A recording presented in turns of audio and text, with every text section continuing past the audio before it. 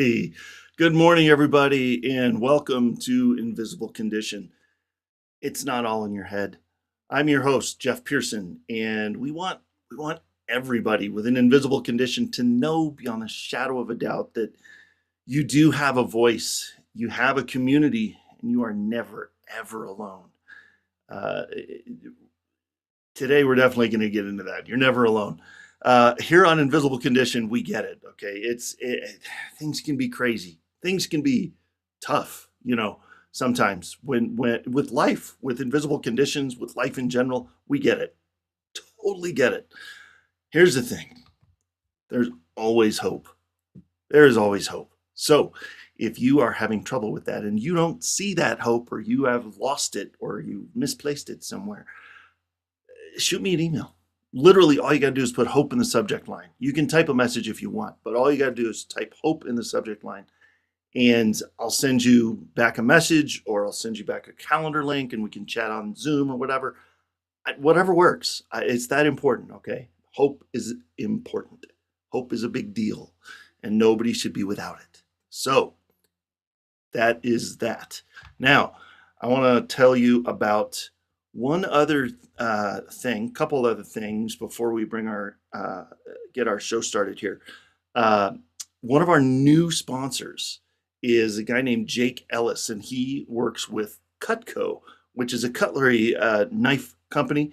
And probably lots and lots of you have probably heard of it. Probably some of you even have some in your kitchen.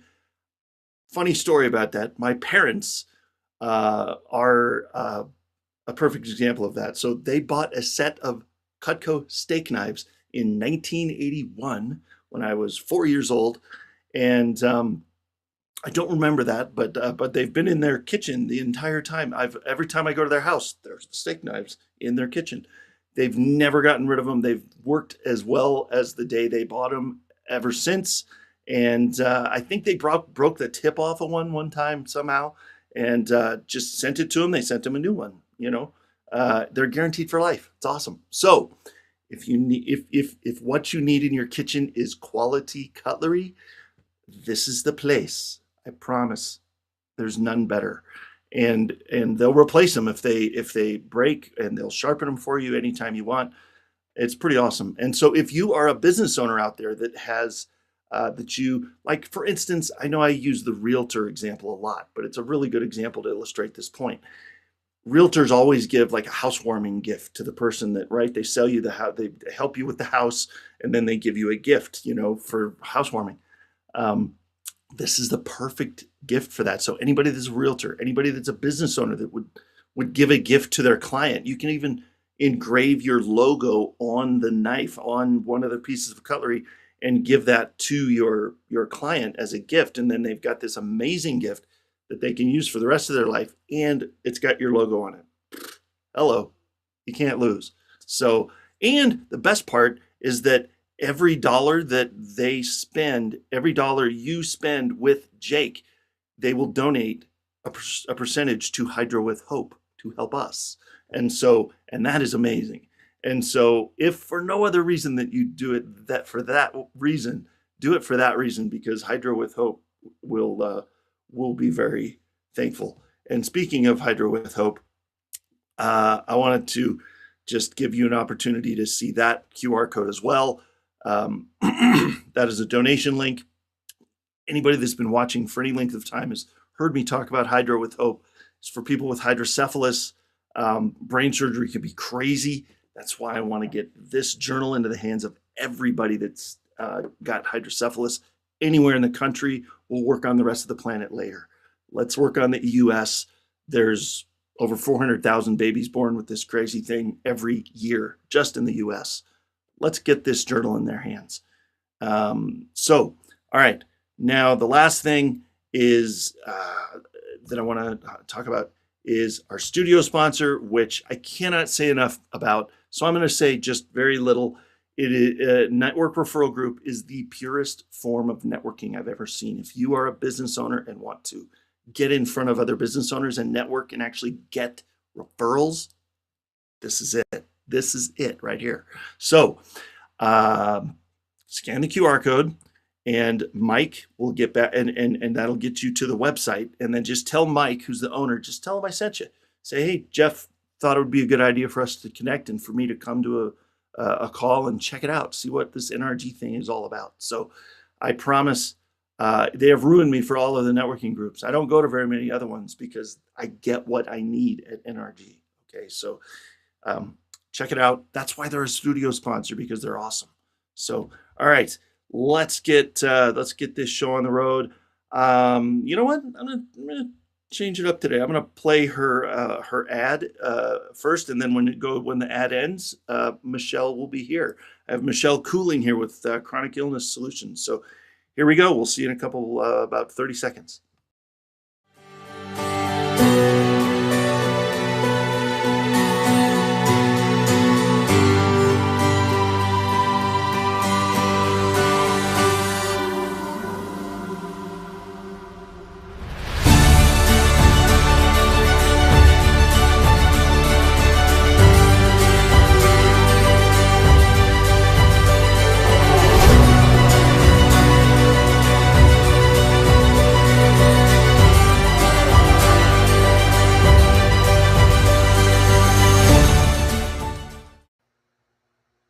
All right, here we are.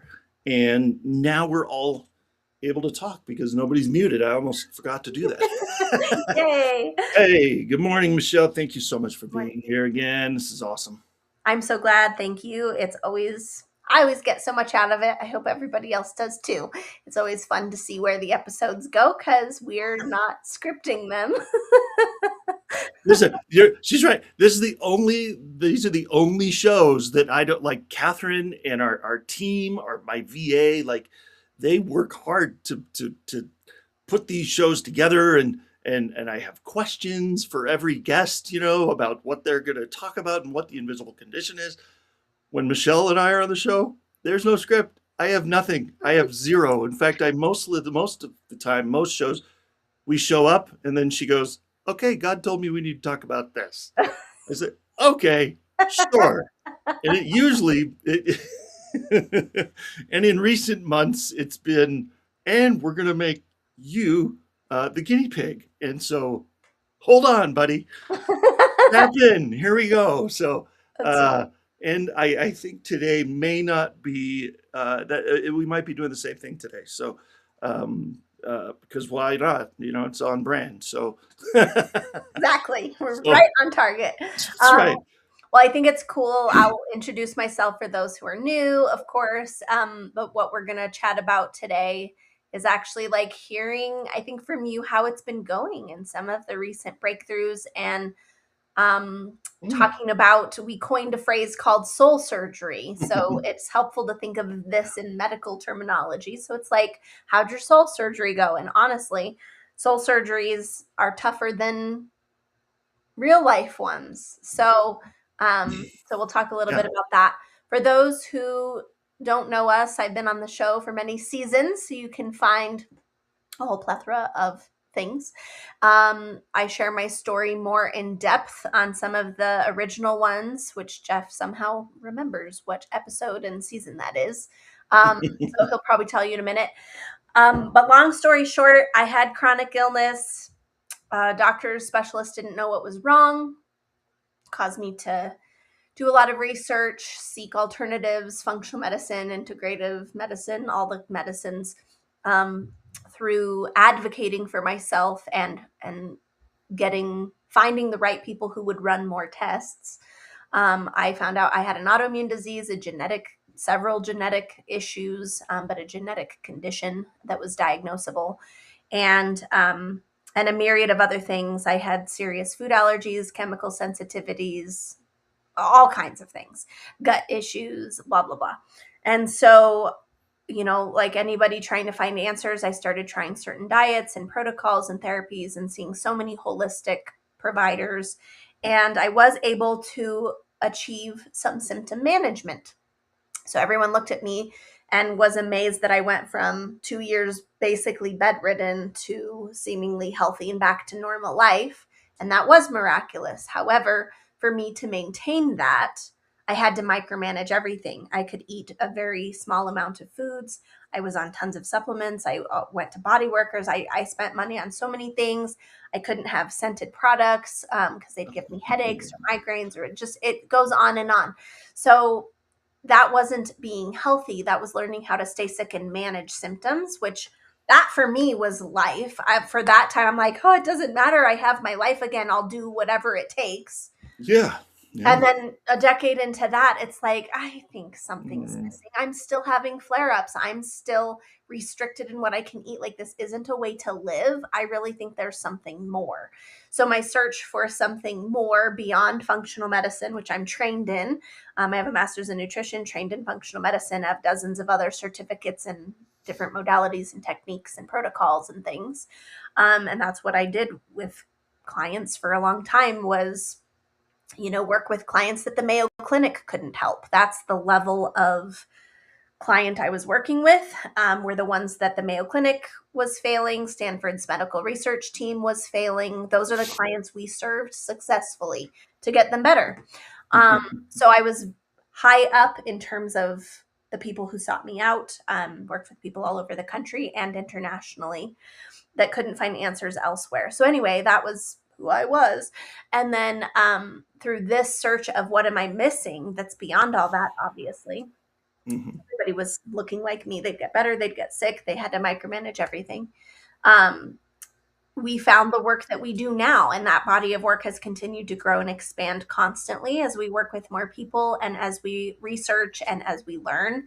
And so what I do now is walk people. The easiest way to understand it at a basic level is we do nervous system regulation work, and we regulate all the systems in the body so the body gets out of survival mode and into a state where it can function optimally and where it can repair itself. And that doesn't have to take years and years and years. For devoted people that really do what we teach, it's an average now, based on our structures, probably of 4 to 9 months, depending on what's going on. And so we're still working with people that everything else has failed. And we've also expanded our work into areas that aren't just physical illnesses like fibromyalgia or chronic fatigue or lupus or Lyme disease or MS or whatever it is, cancers. We're working with a lot of mental health and PTSD and trauma cases, which we've always done along the journey. And we're also expanding into teaching children how to regulate and learn basic skills of emotional intelligence and regulation, and these skill sets from a young age, which I wish I had. Right. And we're also helping people with other things like addiction, recovery, relationship challenges, just a whole myriad of stuff. It's basically, how do I live life as a regulated, healthy, happy, fulfilled individual? So more on my story, if you want to find the episode on that that we did years ago. I just looked, so I know which one it is because I've memorized it and I've said it so many times. But it's her. So Michelle and I met in December of 2023, where we were both speaking at the same conference, and then after that, that's when she was on the show for the first time, which I don't remember the date, but that she was on the show. But if you go back to season 2, it's the last episode of season 2. Oh, nice. It's episode 2. Season 52. It's the last episode of season 2. And then you came back as a regular, like twice a month, first and third Tuesday of the month, starting episode 3 or season 3, episode 45. So cool. So it did not take long. It was less than a season later, and you were back as a regular, like coming back, and we were doing this twice a month from then on. So it's been since season 3. Love it. And so there's a lot of good info. There's a lot of good stuff. Cool. Man, go back. In fact, I just talked to somebody and I told her, I said, look, here's the episode you want to watch to get Michelle's kind of her story. If you don't think that she's credible, watch this one. It'll tell you her story, and she says, oh man, I'm going to watch all of them. I said, okay, yes, please do. And call her and schedule a time to meet with her before. Don't say I'm going to watch all of them and then you forget to schedule time with her. So please schedule time with her. And then in the meantime, you can watch episodes. Yeah, so, there we go. That's good. Don't make that a stalling technique, please.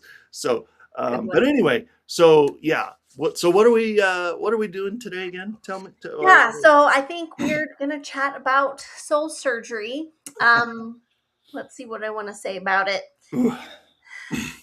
Well, I think we're also focusing on forgiveness today as an hmm example of where we might need soul surgery. So, when we look at the nervous system being regulated or not, and I want to speak to that a little bit because it is becoming more popular nowadays to talk about the nervous system. hmm But there's a very limited perspective on what that means. And Right. we're not doing that. So, most people talk about regulating your nervous system with a tool, technique, or modality, and then you're dependent or reliant upon that thing in order to like calm down. So, if my baseline of like, I feel pretty good here, I feel pretty calm here is here, then when I can't handle that, I would use a technique like let me breathe to calm down and come back to my baseline. That's what typical people refer to as regulation. What we are saying is that our baselines are still in survival mode. Our baselines are shot. hmm So if we're not, then we're just again managing symptoms and coming back to a actually still dysregulated state. So we're saying that we need to actually move the baseline to an entirely different place. And that's what really makes the lasting results, but that's also where the magic happens. So I'm Yeah. not just constantly putting out fires of a very overactive and under functioning nervous system. Right. Um, Yep.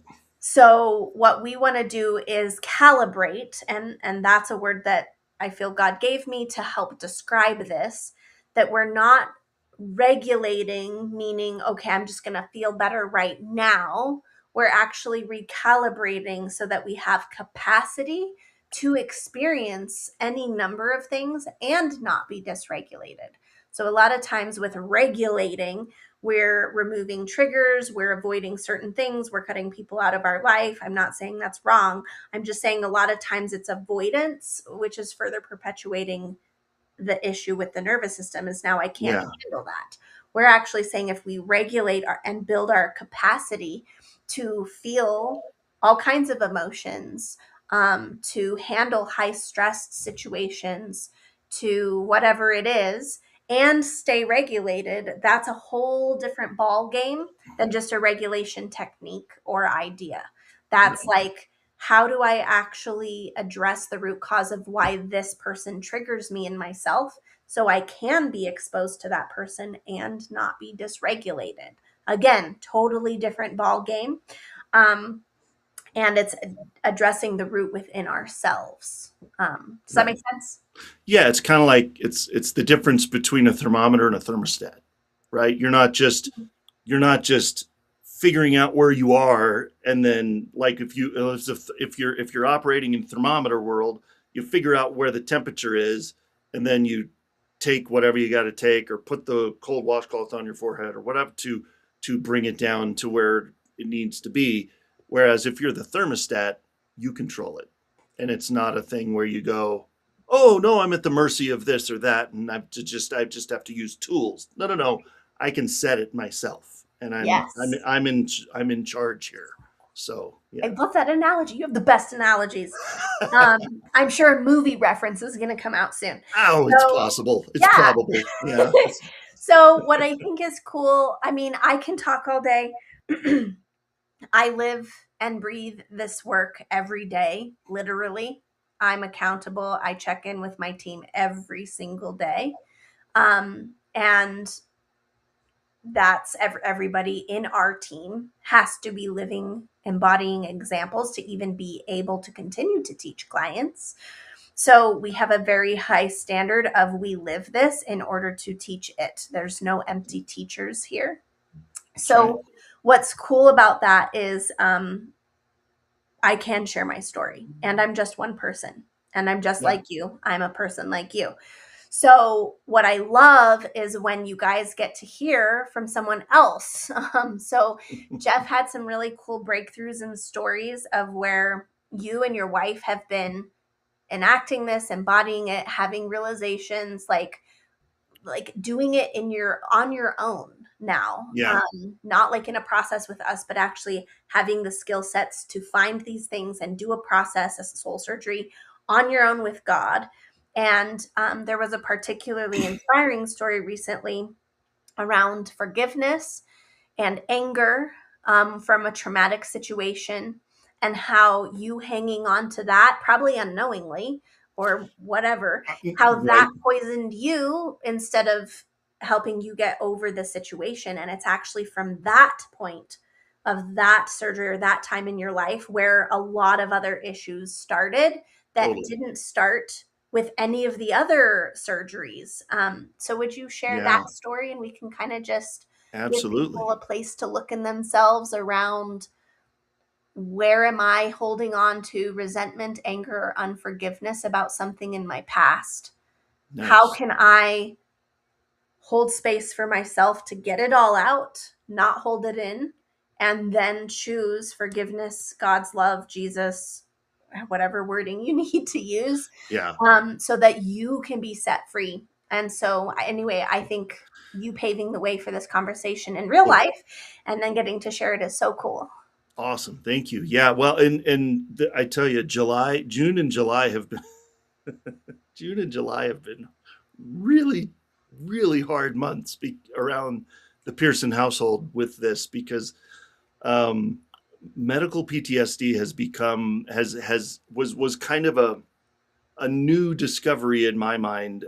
Last December, I hate the word diagnosed, but I was diagnosed with medical PTSD last December, and and I know a lot of people say, oh, don't claim the diagnosis and all that stuff, but then there's this flip side of that coin where the diagnosis actually helps you to say, oh, okay, that would explain this and this and this and this and this over the last 40 plus years Yep. of all these crazy experiences that happened. And everybody said, what the heck is he responding that way for? Why did he have that overblown response to such a simple situation or question? Yep. And so, um, so we've done a lot of work over the last few months about that. And between Pauline, who you've seen on the show, everybody, Pauline Dillard, and Michelle, and the team at Chronic Illness Solution, we have worked through a lot. And so this is just one or two of those experiences. But July in particular has been crazy. And so there was one instance where, and this seems to be, I'm sure I'm not alone in this. It's always just a simple statement that somebody makes innocently, that if you're dysregulated, if you're not, um, if your thermostat's not right, that it's gonna throw you into a spiral, and that's exactly what it did. Catherine and I had a conversation in the morning on this particular day, a couple of weeks ago, and then it was just a regular, just plain old conversation about something, and then I asked her about it later that evening, and I thought it was the day before. I'd forgotten that it was that morning, and she reminded me, oh, no, no, no, that was this morning, that wasn't yesterday, that was this morning. And that simple exchange somehow sent me down a rabbit hole of just a whole bunch of emotion, that ultimately tied back to the surgery that I had in 2013. It's 2026, guys. In 2013, in August of 2013. So, just a little backstory, just for 2 seconds here. I had quite a few surgeries between 2 weeks old and 18 years old. I had about 9 surgeries, including 3 brain surgeries, a couple eye surgeries, abdominal surgeries, a whole bunch of surgeries. And then after I graduated high school, had really nothing until, and that was in 1995. And then I didn't have anything else. Like, everything was awesome until August of 2013, and then this emergency surgery popped up. because of all the scar tissue from all the other surgeries. Apparently, it inflamed and pinched off my intestine. And anyway, it was a crazy thing. And I'll get into that in a second. But that surgery is what really shaped the next 13 years, was the experience of that surgery and everything that surrounded it. So when Catherine said that very innocent comment, it sent me back to 2013 somehow. And I was in that room, in that ER, with this nurse that it was very traumatic. If anybody's ever, I won't describe it because, I don't want to, but if anybody's ever had an NG tube, you'll understand where some of the trauma could be. It is a terrible. I've actually had two over the years, but this was the first one.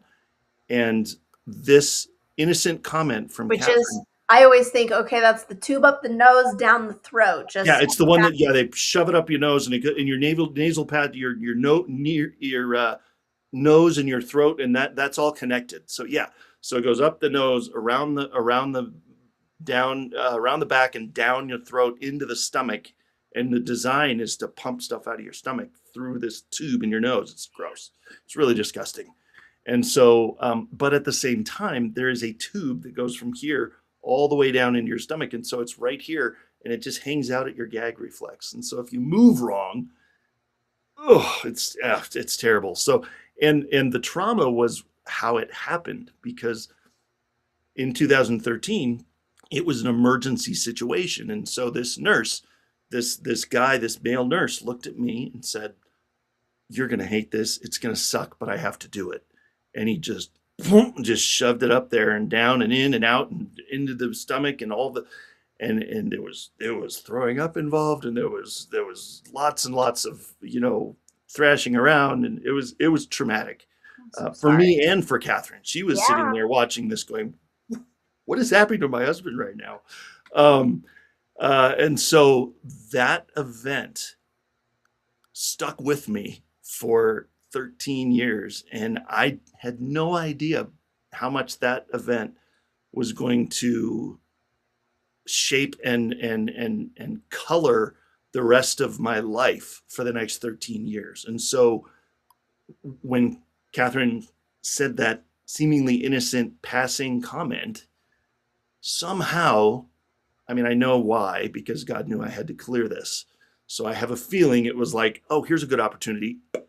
Let's do it today. Let's do it today. We can talk about that. That's so beautiful. We had an episode recently that's like, does God trigger us, or will God trigger you, or something like that? We talk about how he works to stir the stir stick, right? Or shake the snow globe, get the snow up, so that he knows what we need in our soul, in our body, in our mind, our heart, for our healing. Well, so it has and to the be timing of it. exposure. The timing of it is important, and he knows you. He knows me better than anybody. He knows you better than anybody, and so he knows exactly the right time to do that. And apparently, exactly the right time to do this was a couple of weeks ago. And so this was my soul surgery, man. This was it. It was so when Catherine I was sitting on the couch upstairs with her, and she could see that this was different. This was not just, we needed to dive in and see what's going on. And so she's amazing at this. I mean, you guys have helped her so much with how she does this with me, and I'm so thankful for that, because she's amazing. She's always been an incredibly patient, amazing listener, empathetic, person. This is just next level. It's great. So this is amazing training for her. So, but she was first thing she did in hindsight, she told me this. She's like, I'd asked Jesus for help, because I can't do this myself. And so everything she said to me was Jesus speaking through her to me, which was beautiful. And so so it was basically, we worked through it. We said, okay, so what's going on? And I, fumbled through some responses and came to that. It was that event that was surfacing again. And so we dove in, and I was like, okay, Um, I don't remember all of it, but I do remember one part of it where she said, "Okay, you're in the room with him right now, and he just did that to you. What do you want to do? What do you want to do to him?" And it was because anger was a huge part of it. I was Mhm.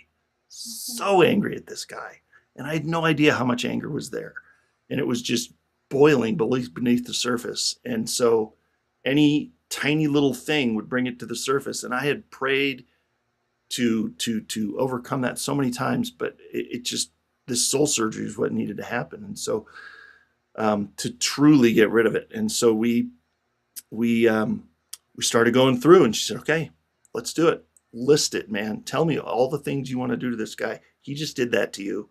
What do you want to do?" And for the next, I don't even know how long. I have no concept of how much time this took, but apparently I listed off some pretty crazy stuff that I don't even remember all of it, but I'm pretty sure none of it would be a good idea to really follow through with. But I was very, very specific about what I wanted to do, and got through all that. It was anger, it was rage, it was just wanting to make him experience what I felt like he did to me. Yeah. And so we got through that, and she said, "Okay, this was the hard part. That was the easy part. That's the easy part, by the way. The hard part was, okay, now she made me look at her in her eyes, and she said, okay, now we have to forgive him." I was like, okay. That took a while. That took a minute to get to get through that prayer Yep. of being able to forgive him. Yep. Um, but we did. I did, and we got through that, and it was it was long. I don't even know how long it took, but it was a long time, and it was hard, and it was I was a mess, through that. But after it was like after we got through that, and after it was actually like I actually connected with Jesus and actually forgave him. I don't know his name. I've forgotten his name. His face will forever be burned on my brain, but I don't remember his name. But now when I picture him, rage is not at the boiling point. It's not like that. That does not come to my mind now. Mm. When I picture his face now, it's almost like compassion. It's like, man, you you I hope that you don't do that to too many other people, because that was really traumatic. Like, Yeah. that was really hard. And I'm hoping that was just a bad day, right? Like, you just must have had it. Maybe you just had a bad day, you know. I can't even believe I'm saying these things out loud, because for 13 years I wanted to kill this guy. Yeah. It was, you know, um, and I tell you, in 49 years on this planet, and 15 surgeries, including 7 brain surgeries, including that crazy experience, I've been through a lot of crazy things. I mean, medical PTSD is 100% accurate. There's a lot of things that you go through as a patient with brain surgery and emergencies and stuff like that that can be traumatic. Nothing holds a candle to that. Nothing holds a candle to that night.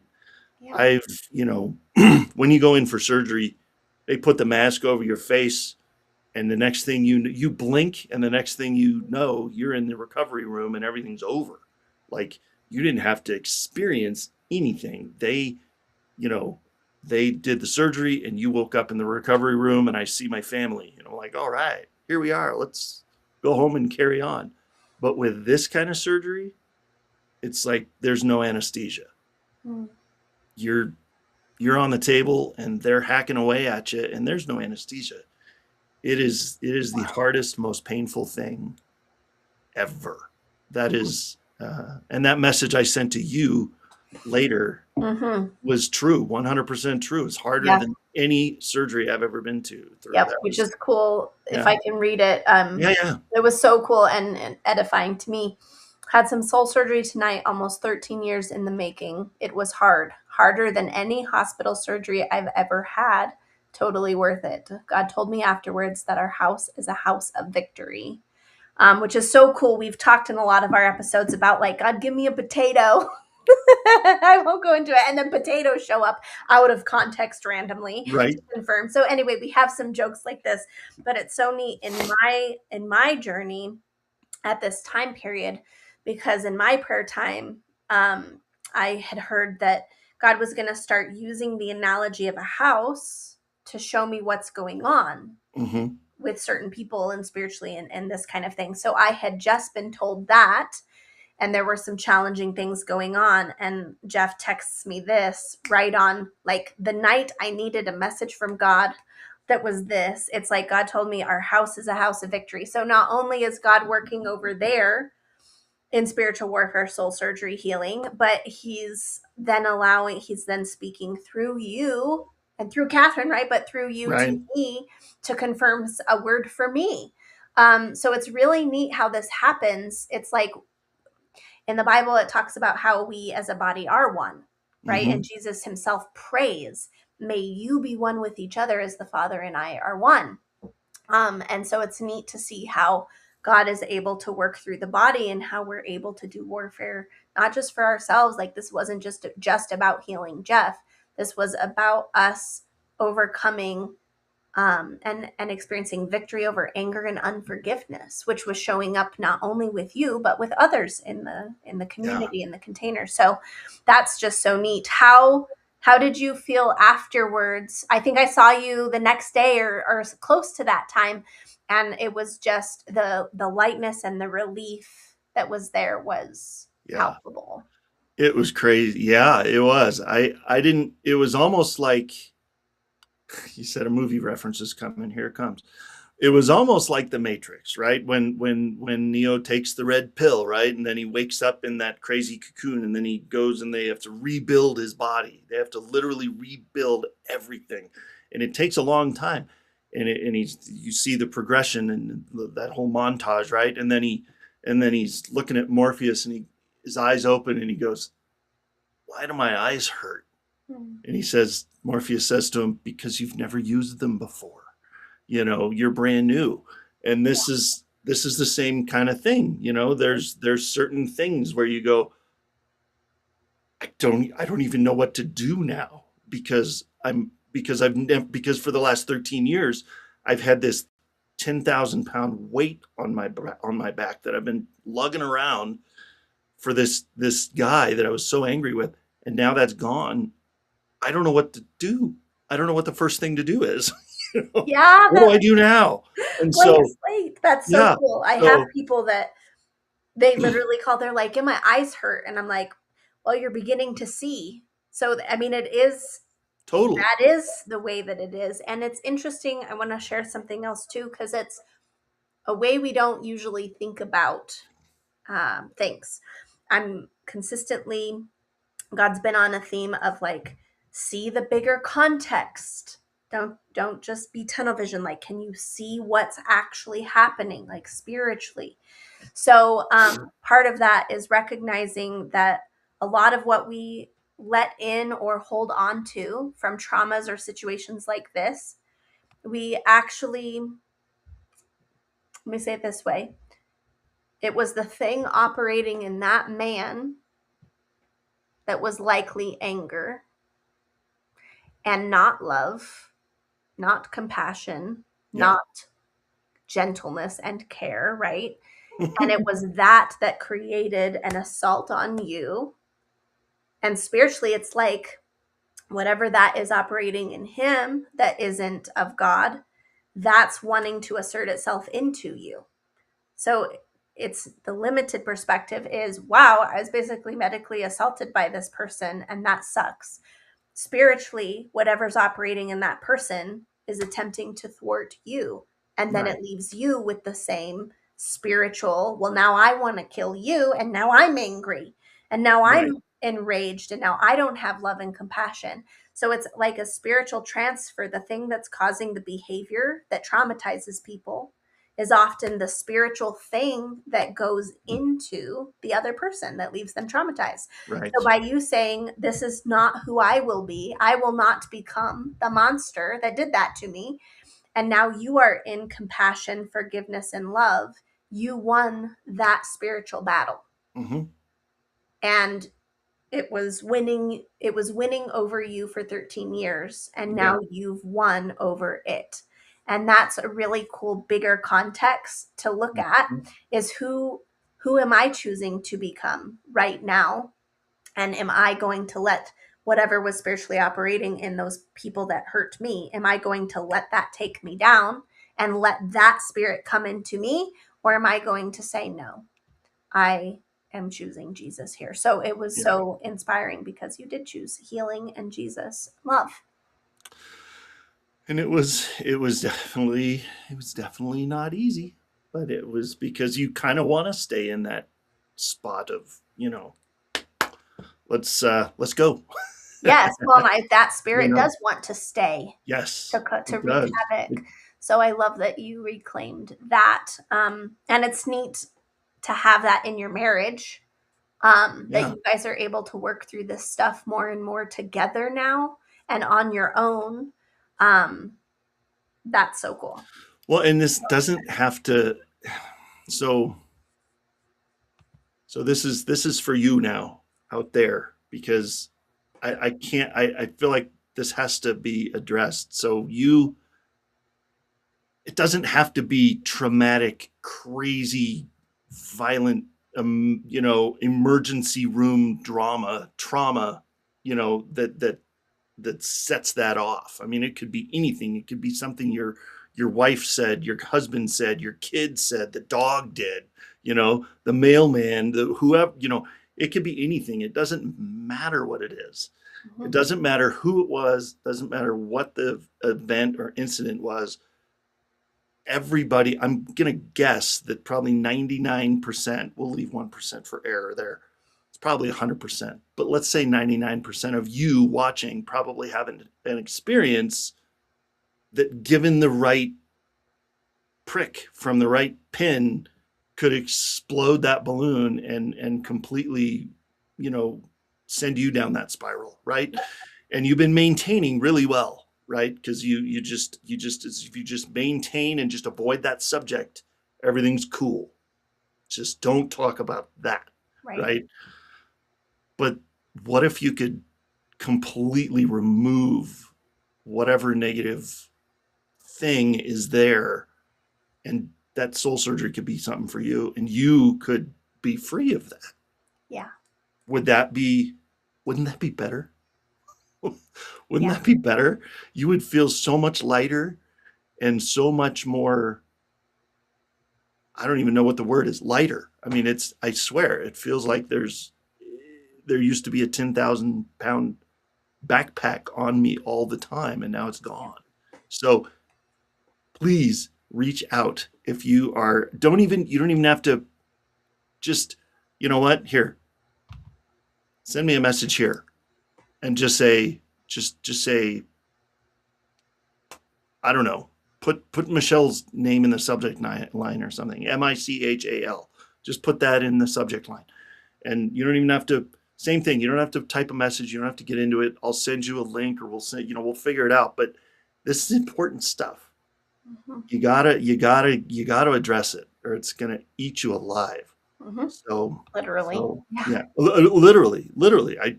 I went 13 years of it doing that to me, and Yep. it doesn't have to be. Let's do a shortcut for you. It doesn't have to go 13 years. Maybe it's been longer for you, but it doesn't mean it has to stay forever. So so Yeah. Well, and yeah. I've heard it said as well, the thing that you can't talk about, right? Or the thing that you have to avoid is the thing that owns you. So, It's the thing you should talk about. yeah, it's like you got to go there. That's why this work is the hardest work I've ever done, also. And I tell people that this is not easy, it is simple, and it does work, and it's lasting. And you learn not just how to go through the motions of it, check mark, done. It's like a way of living. It's like building those awarenesses so that when this stuff comes up, okay, I know how to dive into it. Success. Yeah. And it builds on itself, and it's ever expanding. I'm learning every single day. There's no arriving. I essentially am just learning faster, and I have Yep. less snow and turmoil and roadblocks to learning, and I'm not spending my time and focus on triggers and trauma and healing and whatever. I'm spending it on growing and learning and building. And that's really, and creating. And that's really a fun spot. But for a good chunk of time, it's working through all of that, breaking down this old foundation of the stuff that has kept us unhealthy in every regard, spiritually, mentally, emotionally, physically, financially, as parents, as spouses, all of it. Right. And then we can begin building that foundation as healthy. And that's, sometimes we're doing both. It's kind of cool with Jeff. It's like, what do I do with myself now? Oh, I love when people say that, because I'm like, we broke down that foundation. Now Yeah. you get to look at what you get to build. And that's so beautiful. And it gets to be in Jesus and not from trauma. So that's really cool too. Well, and one thing that I feel like uh, that's been in the making for almost a year now is our new show that we're God willing we're going to launch in August, sometime in August. I'm not even sure when. I have a date, set on the spreadsheet of the guests on there, but I'm not sure it'll land on that exact date, but it'll sometime in August is my goal. Cool. And it's called 6 Degrees of Impact. And so that one is more business focused, less medical condition focused, but it's one that I firmly believe that God literally, like, I was at a wedding in Missouri about a year and a half ago, or about a little over a year ago, and I was literally washing my hands in the bathroom, getting ready to go back to the reception and finish eating my food or whatever, and God just popped it in my brain. I was like, whoa. So I quickly got out of there and started, just got my phone out and started writing ideas down. And this is where the idea of that show came. And I thought it was going to be so simple. Oh yeah, I'm just going to do this and this and this. And then people are going to be on the show, and it's going to be so easy. And whew, man. But I feel like that is another thing that was being held back by all of this trauma. Totally. And now it's not there. And so I've recorded 2 shows for that already. 2 recordings are in the can, so they Nice. say. And I got a couple more recordings coming up, and it's been awesome. So things are opening up now. Things are yeah. So Yep. That's so God has perfect timing, He does, and he So knows the strategy to get us where we need to be. And oftentimes, from our human understanding, because our brains don't work obviously the way that his does, right. we are thinking very linearly, and we're thinking, oh, I need to focus, I need to do work on this show. And God's like, no, I need to trigger all these things, because this is actually what's holding you back from that.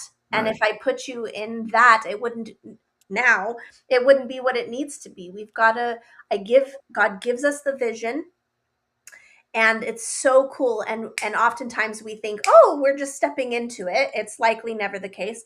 He gives us the vision, but then he has to walk us through all the soul work we need to do of everything, so we can step into that calling. And I've seen it time and time again, over and over with clients. I love what I get to do with people, because I have the beautiful perspective very few people have, where I get to actually observe hundreds of individuals go through this process, and I get to see the patterns. I get to see how God is working. So it's not unique to Jeff. This is literally how Yeah. I've seen God work with so many men since starting this work. It's like so cool to recognize, yep, that's what God's doing. Yep, that's what God's saying. Yep, that's what God's triggering, for the purpose of now things are opening up. And Yeah. people might not like our approach in terms of, I have this goal, I want to focus on it. And we're like talking about all this other stuff, which right? When can we get to the thing? And it's like, Right. the thing will come about when all this stuff is out of the way, because Yeah. God, your connection with God and your ability to hear and listen and in tune and discern everything that needs to happen and just step into that is there. And that's actually the key, not the outside looking a certain way, the circumstances looking a certain way. The inside has to look a certain way with him. Right. So And that's it's so neat. and it's his timing that's, it's like I know many of you have seen the movie Evan Almighty, and there's one spot in there cracks me up every stinking time. Steve Carell's talking to Morgan Freeman, who's the God character in the movie, right? And he's like, he gets all this lumber dropped on his porch because he's got to build this ark and everything. And he's like, but I have plans. I gotta go. I gotta do this and I gotta do that and I gotta put my plans. And Morgan Freeman's just laughing. It's the greatest illustration because everybody's heard the expression, if you want to hear God laugh, tell him your plans. That is the greatest illustration I've ever seen of it, is in that movie. He's So just laughing. So yeah, timing is not up to us. And if we think it is, or we want to, or we force it, it gets ugly. So yeah, Yep. just That's listen. good. Yeah, Yep. better. And last parting thoughts, I've been Yeah, sharing this recently, that if what we are seeing in our reality, like if what we're seeing out here is not matching up with the vision, then there are choices being made. There's a condition in the soul that is not aligned with that vision. So that's why soul surgery comes first, so we can find what is out of alignment that we can't see, because this isn't stuff we're aware of. This is stuff we're unaware of. That is where the misalignment is. That's why we have to trigger it to make it conscious, to bring it to our awareness. Then when we address that and the soul surgery process, we find alignment. And so that's a different way of looking at it, but it's the biggest key ever, is if something isn't aligned, something's not aligned in here. And that's where I've got to do the work. Then I will find alignment and it will naturally open up and flow. So cool. Oh no, are you muted? I am muted. There we go. I had to cough for a second, so I muted myself. And there you go. Thank you. I know I put my email up there and said, if this sounds like something that you want to talk about or whatever, the best thing to do would be to scan that QR code and just get on Michelle's calendar, get on the calendar for Chronic Illness Solution, and somebody there will reach out to you, and you can have that conversation, because that's ultimately where I would have pointed you anyway. So I'm happy to have that conversation, but really, like I said, I feel like I'm still like an infant in this process. I only know enough to be dangerous. So what I would point you to is Michelle and her team. So just scan the QR code. That's the best thing. And thank you for being here. Thank you for listening to this crazy story of setting free of something that needed to be set free for 13 years. So thank you for sticking around for the story, and being here and bringing your friends. We're so thankful for all of you watching, and join it. So the next time Michelle will be with us on the show will be August 4th. So mark your calendar. Look forward to that. Go to YouTube, set the subscribe and set the reminders and all that stuff. And then the next show in general will be on July 24th, which I believe is a Friday. Yeah, Friday, July 24th is the next episode in general. So look forward to seeing you there for that. Join us. Would love to see you. And until then, have an amazing day. Thank you, Michelle, so much. Amazing. Always amazing to spend time with you. And thank you for being here. Thank you so much. Awesome. Now I just got to find there we go. Yep. Have an amazing day, everybody. See you next time.